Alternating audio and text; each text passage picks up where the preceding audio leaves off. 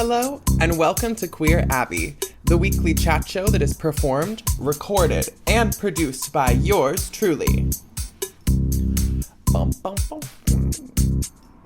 So, it's Pride Month, and we've been doing this podcast for a year. I've been waiting to say both of those things now. I'm so excited to share what is, I think, the 53rd episode now. Because I started last June. I think June 2nd or June 1st was one of the days that I started transitioning and that I started this podcast. So it's just sort of like a huge milestone for me. How exciting. We can share this little moment together and revel in the celebration of Pride Month, which is a celebration of individuality, but at the same time togetherness, which is so interesting. Being queer is such a colorful lived experience to have. I don't think I would trade my queerness and my transness for anything. And June is the time to remember that we have always been around and that we're not going anywhere. And it's okay to celebrate your identity and to celebrate the togetherness of being queer. I mean, we featured freaking 40 plus different queer people on this podcast alone. Just within the last year. I've gotten to meet people on the premise of discovering their music. And yes, that's really what it's about to me, to proclaim my queerness and to connect with other people on the basis that, like, that's cool with them. You know what I mean? Like, it's just a lovely thing to put yourself out there and draw in experiences that are aligned to your sense of self. That sounds a little bit hoity-toity, but that is what Pride Month means to me. It means putting yourself out there and discovering a community of people who help you to embody yourself and to be exactly who you are without the constraints of binaries and these very social rules that we apply to ourselves, like that you must behave a certain way as a man or you must behave a certain way as a woman. To be queer is to liberate yourself from those shackles, you know? And it does not come without consequence. That's why there's sort of the word that was coming to mind was like torrid or something. No, that's not right. Well, there's a lot of turmoil, maybe that's the word I was searching for, in the history of queer people, because at least since the advent of Christianity, hundreds of years ago, there has been the idea that queer people are misguided or deviant sexually, or that we are, I don't know, maybe less constructive to society than straight people. And I think that the opposite is true. And I think that this podcast is a really great example of that there's so much vibrant community and music and art that comes from gay people and our experiences, which are colorful. Okay, so that's exciting. It's Pride Month. Woohoo. I have been trans publicly and medically for a year, which is cool. I guess I've always been trans, though, right? So it kind of feels less significant than you might think to me, because honestly, I'm just kind of floating about life and making choices as they align with me and make me happy. And it's cool to remember, though, that like a year ago, I was in this place where I was ready to make that jump, you know? Very exciting stuff. I've been waiting to share this too, because last week I bought a car, finally. I've been saving up for a long time. I think since before I even started this podcast, I had this series of misfortunes with my vehicle, and I didn't have a car for a long time, and now I finally do. And it feels so good. I bought a much newer vehicle than I've ever driven before. It's a 2018 Kia. It's fine. Yeah, it's great. It's a perfect vehicle for me. It's going to work very well to commute and carry my stuff around. And it's a really, really lovely thing to coincide with me graduating in a couple of weeks, because I'm going to have so much more free time to go out and explore and enjoy this. And I made it through the debacle of going to the DMV and getting it registered, which I have a whole story about that I'll tell you in just a second. Getting insurance and all of that jazz. So fun, isn't it? But the exciting part is that I bought a car. I saved up and I bought it in cash, Henny. And that just feels so good that I've been diligent with my money and I made a plan and I executed it, which is so good. I didn't think I was strong and brave enough to fucking go without having a car for a year and riding the bus everywhere. That was tough, low key. And I have respect for people that use public transit as their main form of transportation. It is a different game. You have to plan ahead. You have to have bags. You have to bring stuff with you. You have to bring snacks. You have to go. It's crazy. I found myself really centering my life around how I was going to get from point A to point B. And that's not something that you have to think about when you have the convenience of a car, especially in a place like Portland. Well, Portland's not terrible. In Portland, at least, the public transit is pretty good. I forgot to put my rings on. And I could get all the way down to like an adjacent locality, like Tigard, for example, or I could go up to Vancouver. It takes 2 hours because you have to wait for 2 different buses, at least, maybe 3. You take one bus and then you get to like the like train shuttle type thing. And then you take that up to north to go to Vancouver, and then you have to get on another bus to go east to get to your location. You know what I mean? Like, it's a lot. And I think I can recall complaining a few times about how I took the class, my senior capstone, where I had to work in a garden for, 10 weeks. And I had to get up at like 8 in the morning and get on the bus by like 8:20 so that I could ride the bus for over an hour and get to somewhere in North Portland by 10 a.m. where I worked in the garden for 4 hours until 2 p.m. And then I would take the bus back for an hour and then go to work. Immediately go to work, maybe have 5 minutes to get my shit together, eat something, and go. And then I would be at work from 3:30 until 10:30. That was hard, honey. And then I rode the bus home. Yeah. So having a car, I'm grateful for that. It is certainly a privilege. I wish that people didn't all have to have cars. It's kind of fucking ridiculous, and it creates so much pollution and so much death because people like fucking drive so irresponsibly. But I feel like I've gained a little bit of perspective on that, not having a vehicle for a while. And I'm very appreciative to have one because it's that thing where like, it's not great. I think ideally I would love to not have a car, but I kind of need it to live my life. And I want to go to the ocean. I'm so excited. I'm going to go after I graduate, and to celebrate, I'm going to take myself to the ocean because it always brings me so much joy and makes my nervous system feel so good when I go and take a little trip out into nature and see all the grandiosity that is available to you on the goddess's green earth. So, yeah.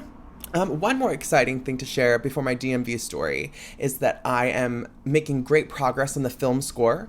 The film is called Tasters. I think I may have said that last week, but just to give you a little teaser, it's about a taste test that kind of goes awry, and I'm writing this very kind of fun orchestral score. I'm using a MIDI violin, which I spent a lot of time programming the other night. I stayed up until like 3 in the morning doing volume automation for a violin instrument, and then we recorded playing the piano and some other like effects and synths and things to give ambiance, and it's turning out really nicely. I'm putting all my little delicate touches into it and creating a pretty good film score with my co-composer Walter, who helped me to write the score and record. And I'm excited to direct you to that whenever it's done so that you can see the film Tasters. It should be available and coming out in just a couple of weeks, so stay tuned for that. I have a performance coming up on Wednesday, this next week, that's June 4th, at 7:30 p.m. at PSU for the Laptop Ensemble. It's going to be this very fun performance. We're going to cast a spell on the audience, and so you might enjoy coming to see that. I also will be opening the installation along with my installation class. Basically, we're all making the installation available to you on Wednesday, I think around the same time, so you can come check it out that evening and then watch me perform with my classmates. And then I'm graduating on June 13th, just like a week after that. Hell yeah. Things are coming along so nicely. I can't wait to be done. So now to my DMV story. I went at 11 a.m. this last Wednesday to go and get my emissions tested. I first went to go to the DMV because I had purchased the car on Sunday. And so I kind of let it hang out, and then I drove it on Monday. And so then I went on Wednesday.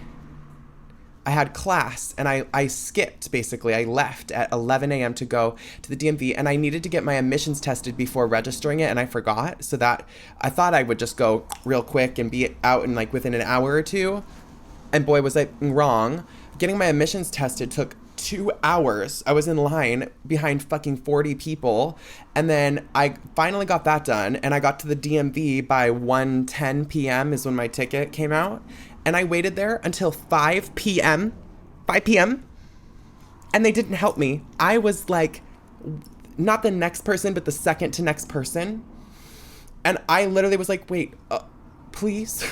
Like, I have all my stuff right here in a binder, and I'm ready to go. Can I just register my car, please? And all these fucking tweakers that were trying to get their real IDs were in front of me, and they took too long. And it took 4 hours. And like the DMV is just so overloaded right now, and it was crazy. So that was like comedic. There was all of these things that ensued while I was in the DMV. I made friends with this lovely girl named Sensarie. She was like 4 people before me, and she did get helped, which I was like, at least Sensarie's got her real ID, but I had to wait. So I went, not the next day because I had to go to work the next day in the morning, but on Friday morning, at 7 a.m., I went to Lake Oswego, which is kind of a bougie, gentrified little neighborhood south of Portland, thinking, okay, there's going to be less people there, and they may be more prepared because, I don't know, I'm being classist. And I was right. There was like 5 people in line at 7:15 a.m., and so I was 6th in line, and I did get my car registered, and it was fine. I had a little mini heart attack because the dude he was like, well, I don't know if this CarMax is the same as this CarMax on the transfer of title. And he tried to make a little deal out of that, and I said, well, why don't you ask someone? And then it was fine, actually. And then I got her registered, I gave them a ton of money, and then here we are, all driving legally again. Woo! Beep, beep, watch out. So my gorgeous neighbor actually invited me to go have dinner. So what I'm going to do is go have some lovely dinner and chat with my neighbor for a while. And then I'll be back to give some gorgeous advice. And after that, we'll have our musical spotlight, which I am very excited to share with you. We have an extra special, extra queer song and band to talk about this week. So stay tuned for that. I'll see you in just a little while.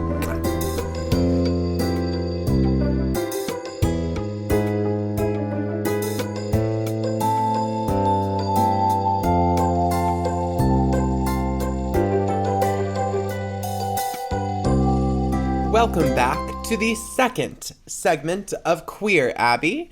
I'm excited to share with you some possibly questionable advice. Thank you to all of the folks who have submitted their questions, their inquiries, their queries, and their issues throughout the last year. It has been so fun to have this participatory kind of element and to talk to people who I'm not quite sure who all of you are. Sometimes I do know who's submitting the prompts, and it's just been a really good time. So thank you for participating. I just got back from my lovely dinner with Kristen, my neighbor, and I was just so pleasantly surprised by their gregariousness in stopping me and going, hey girl, do you want to come over for dinner? And like inviting me over to eat some pasta and drink some wine. And we talked tea about our apartment complex, and we got to know each other, and I learned about her family and stuff. And that was just a really lovely experience. And I just think it's so valuable when people have the capacity to connect like that. So thank you, Miss Kristen. You're such a star. And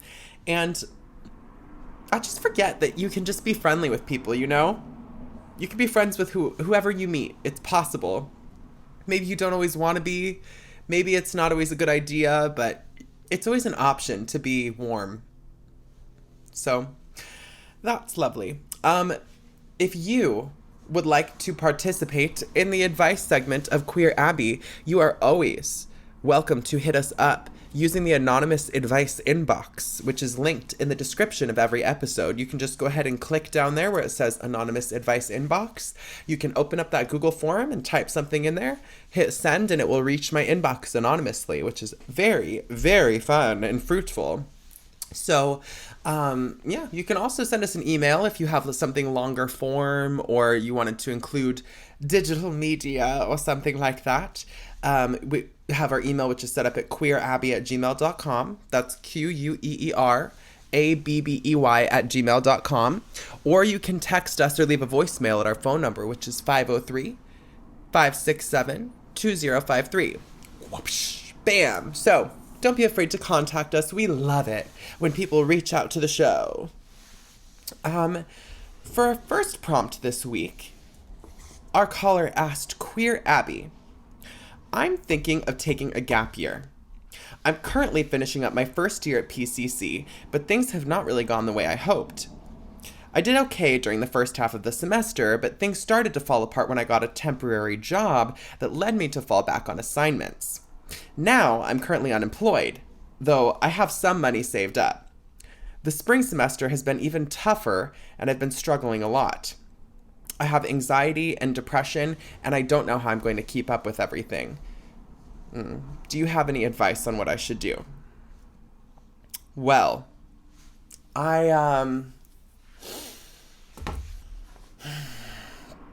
relate to where you're at. I mean, school is really difficult. It's really difficult to manage working and going to school at the same time. So I don't know what your exact situation is. You're at PCC. Hopefully you're studying something that you really enjoy and it feels worthwhile for you to be spending this time and this energy, because at the end of the day, it's for you and it's for your aggrandizement. So maybe that can keep you going. If you're struggling in school, then my advice would maybe be to take a step back with that, because you unfortunately cannot control the fact that you have to pay rent. Some people don't. Some people have their finances in order for them, and good for fucking them, but that might not be you. So you have to consider what your priorities are, which is keeping a roof over your head, keeping food on the table. You need to certainly figure out how you'll do that first and foremost. And then after that, obtaining an education is really important. It's important for your fulfillment. It's important for your development and for your advancement financially and just in general in your interests and learning. So I think you should certainly continue if you have any of the willpower to. And if you need to take a break in order to make that happen, so be it. I think oftentimes we have this toxic self-reliance where we're like, I'll just get through anything. I can just make it work. I'll just study overnight and I'll just eat on the clock and you know what I mean? All of these ways that we try to concede and make things work just because we're stubborn. But sometimes you have to take it a little slower than you think. And maybe if you are failing your spring term classes and you know that you've sort of hit a wall when it comes to school because you don't have the resources to allocate to it, you should take some time. You should save some money. You should put yourself in a superior financial position. Maybe you can live closer to school. Maybe you can work a job that's like, this may be good advice. Maybe you can obtain a work-study permit, and that way you can get paid decently well while having a lot of leeway to work on your schoolwork.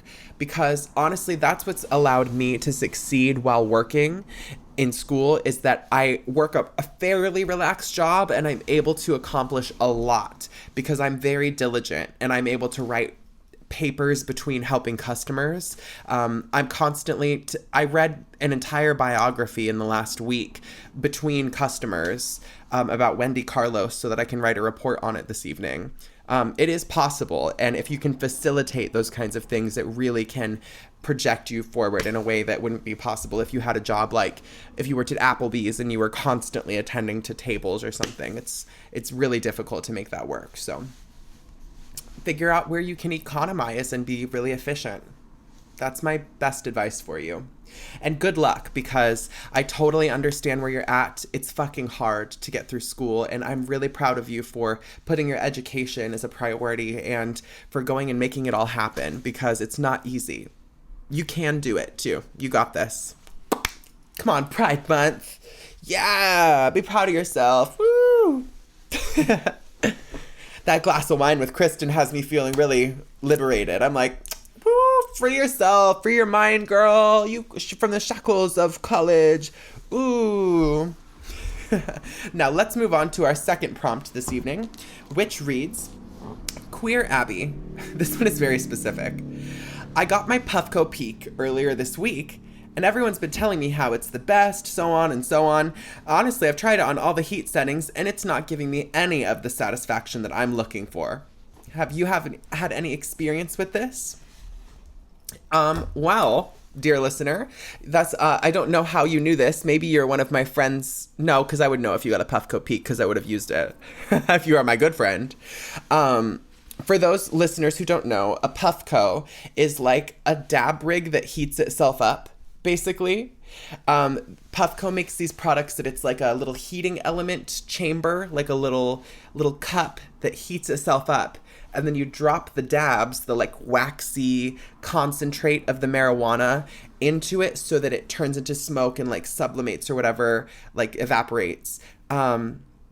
And this is housed inside of a bong-like mechanism that you, right? So, and the point of that being that you don't have to heat anything up yourself, whereas normally you take a dab by heating up a glass thing with a torch or a heating element, and you literally heat the glass up until it's red hot and then wait a little bit and then drop the dabs in there. But instead, they've made these things that heat themselves up, which is a huge, just difference from having to use a fucking torch. That's annoying. I don't really like to do dabs that much. I certainly love a little Panisha time, but these Puffcos facilitate doing dabs a lot easier. And I did just get a very small version of what they're talking about. I don't own this Puffco Peak. That's like a several $100 behemoth of a dab rig that heats itself up, basically. And you can control the temperature on your phone, which is sort of interesting, and like heat it up with a Bluetooth app. The one I have is like a pen version. It's very small. It's called a Puffco Pivot. And it's like a little tiny chamber, like I was talking about, in like a stick, little cylindrical form. I don't know. It almost looks like a large tube of lipstick or something. And you can drop concentrates in there and it heats it up. And it's just a very small form, compact version of the same thing. So I have really enjoyed, I haven't used it that much. I probably hit it 10 times, right? And I like it on like a medium-low setting, the green color for the Puffco Pivot, at least. And that's because dabs, you don't want to do them at a super high temperature because there are terpenes and chemicals and flavors and different compounds that are sensitive to heat that are contained within this extract. And it was made with a heated process, very likely, whatever extract that you're using, but if you use too much heat, it can burn it and make it taste bad. And also, the hotter that you do the dabs, the smoke is literally hotter, and it's worse and harsher on your lungs and your mucus lining and all of these things. So it's a really good idea to keep the temperature of all smoking as low as possible, because it's going to ensure that you have the best flavor and that you have the least harshness, right? But the reason people like the higher temperature is because it does produce more smoke, and because it's harsher and like quicker and more intense, right? So I don't have any advice for you other than that. I mean, if you don't like something, you don't like it. It's just preferential, really. But you could certainly try using it on a lower temperature and only using as much product as you need for one hit, right? Because the temptation to take these huge hits is there, but actually it sort of screws up the heating of everything, because if you put too much dab in there, it doesn't heat evenly, and then you have to do it a couple times in order to like get all of it to evaporate or heat up, and then by that time you've burnt the residual extract that's in there. So just doing a little bit at a time is a really good way to ensure that it does it evenly and efficiently. You can give it to me if you don't like it. Send us an email at queerabbey@gmail.com. Just kidding. Wow, that was some very practical advice that I've dispensed. I feel like I'm at my day job talking about marijuana to people. But feel free to ask me these things because I know about them, so you may ask. I feel like I'm so qualified to give advice about like registering cars and smoking weed. Those are two things that I've done so many times. I'm experienced, let me tell ya. Well, thank you for tuning into the second segment of Queer Abbey, and thank you to those who submitted their questions. Like I said earlier, feel free to ask me. I am getting a little bit low on my little inbox. I'm gonna have to start fabricating if you guys don't get a little more involved over here. So send me a question, send me a query. I would really appreciate that. Let us move on to the final and the best segment of the Queer Abbey show, our musical spotlight.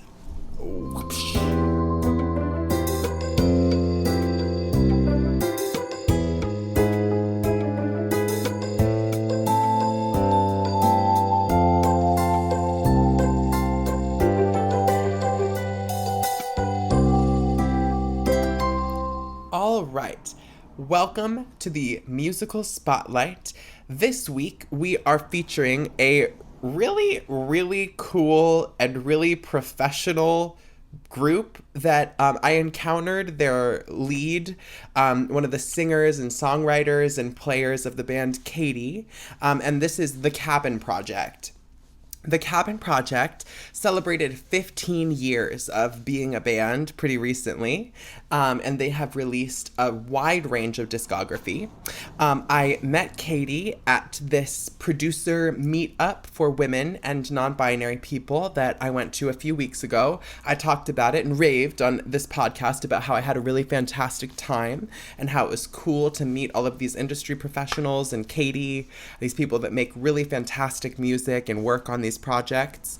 And as always, I'm somewhat gregarious, and I was getting to know people, and I followed Katie on Instagram and listened to their music, and I was blown away by this really interesting, dreamy, folky, rocky, like very, like smooshy, beautiful, vibey kind of music that they make at the Cabin Project. A little bit about them. They're a group that consists entirely of women and non-binary and queer people that has had a sort of rotating cast over the 15 years of its existence, but that currently is made up of 6 or 7 queers. Let's see, I was just reading about them. You've got Katie Sawicki, Zanny Geffel, Kelly Clifton, Mika Brueggemann, and Margaret Ware. And those are the members of the Cabin Project currently, but there have been many collaborators that are listed on their website, which I will, as always, link these things in the description of the episode. You can find the Cabin Project at their website or at streaming services, which will be linked below. But my point being, they're like this cool queer collective that makes this really... I think they use the word expansive a lot, an expansive sonic atmosphere. And when listening to their song, I think that you'll know exactly what I mean by that. It's just this very spacious, emotional kind of sound that it's kind of hard to describe in words. So honestly, let's just get into it. The song that I'm featuring this week is called Wild Ride, but like I said, they have a lot of other discography, and this is just part of an entire album. So give a listen to this and then check out the rest of their music. This is going to be Wild Ride by The Cabin Project.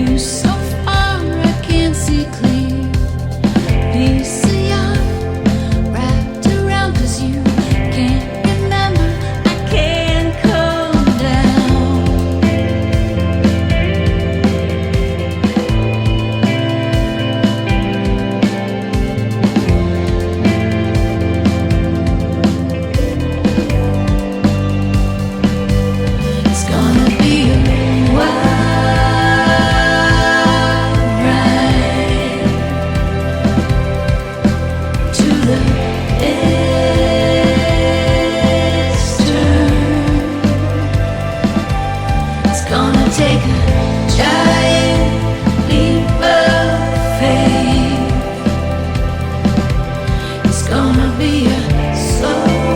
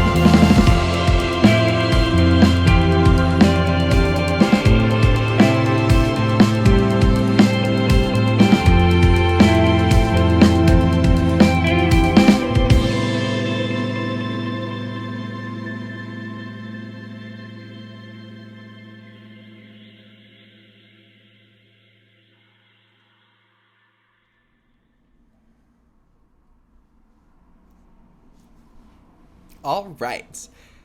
I hope that you enjoyed that as much as I did. That was Wild Ride by The Cabin Project. I think that the mix of everything is so balanced. The vocals are so airy and beautiful and silvery. And like, I love how everything has this kind of doubled, wet, like thick, big sound to it. It's just very, very well made music. And they have a fantastic sound that I think has clearly taken a really long time to like develop into this finite, beautiful, spectral kind of creation that it is. And I appreciate how queer this music is. It kind of just, it gives that. It has aura of queerness. And yeah. Also, the person who is the songwriter was super cool and nice. So, Katie, hi. Thank you for allowing me to feature the music of The Cabin Project on Queer Abbey. So don't be afraid to do some clicking and check them out. Listen to their other music. I think that you will not be disappointed.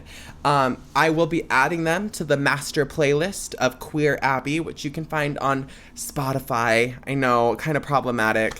I'm hoping that over the summer, I'll have some time to create these playlists or recreate them in other streaming services like Apple Music and Tidal, because it's more and more obvious to me as I keep making music and meeting people who create music that something needs to be done about how artists are undervalued by streaming services. I mean, Spotify is so minimal in its compensation of artists, even more so. I mean, Apple Music isn't much better, but like, girl, they really are extorting artists because like, what else are you going to do? I use Spotify because it's cheap. It's so appealing and it's easy to just access everything all in one place.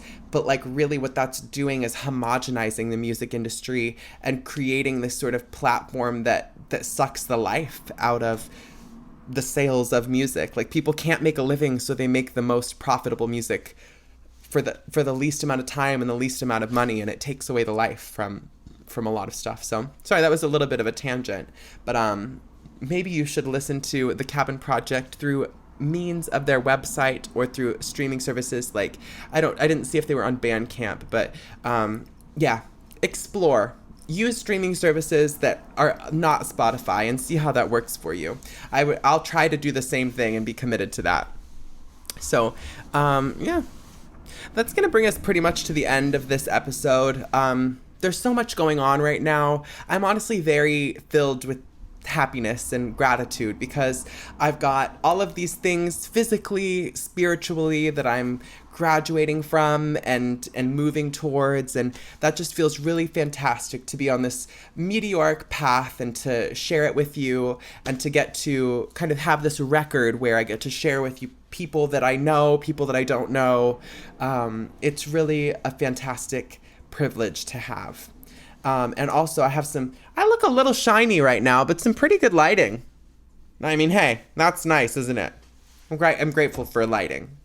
Makes you look better. All right, bye. I'll see you next week on Queer Abbey.